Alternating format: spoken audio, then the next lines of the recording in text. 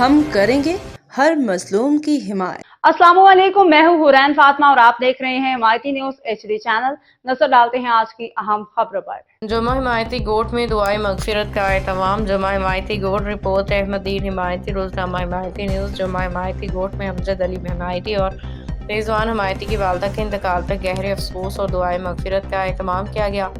اس موقع پر چودھری عبدالحمید گجر، صدر dairy farmers protection ایسوسی ایشن، غلام صفدر بٹی صاحب اور فیضان اختر گجر نے مرحومہ کے لیے دعائے مغفرت کی۔ اس کے علاوہ علامہ مولانا قاری نقشبندی جمیل صاحب نے خصوصی دعا کروائی اور اللہ تعالیٰ سے درخواست کی کہ مرحومہ کے تمام گناہ معاف فرمائے، انہیں جنت الفردوس میں اعلی مقام عطا فرمائے۔ اس موقع پہ حدیث شریف بھی پیش کی گئی، جب کوئی شخص مر جائے تو اس کے لیے 3 چیزیں نیکیاں جاری رہتی ہیں: صدقہ جاریہ، علم سے فائدہ اٹھانا، نیک اولاد جو اس کے لیے دعا کرے۔ راستے میں کہا گیا کہ مرحومہ کے لیے دعا کی جائے تاکہ اللہ ان کی مغفرت فرمائے اور درجات بلند کرے، آمین۔ باخبر رہیے ہر جگہ ہر وقت، جانیے ملکی و غیر ملکی حالات و واقعات یقین کے ساتھ۔